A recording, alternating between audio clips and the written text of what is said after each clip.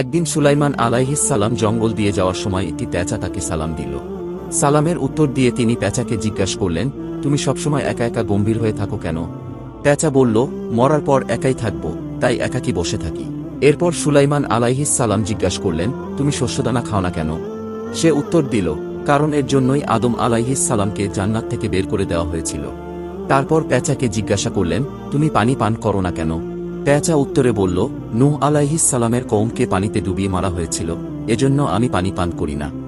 সুলাইমান আলাইহিস সালাম এরপর জিজ্ঞাসা করলেন, তুমি লোকালয়ে না থেকে কেন ঝোপঝাড়ে থাকো? পেঁচা বলল, এখান থেকে আমি বলতে থাকি কোথায় তারা যারা একদিন এখানে ছিল। তারপর পেঁচাকে জিজ্ঞাসা করলেন, তুমি দিনে বের না হয়ে রাতে বের হও কেন? পেঁচা বলল, দিনের বেলা মানুষ জুলুম নির্যাতন করে, তাই রাতে বের হই। সুলাইমান আলাইহিস সালাম বললেন, তুমি যখন ডাকাডাকি করো তখন কি বলো? পেঁচা উত্তরে বলল, আমি তখন বলি, হে মানুষ, আখিরাতের জন্য তৈরি হও।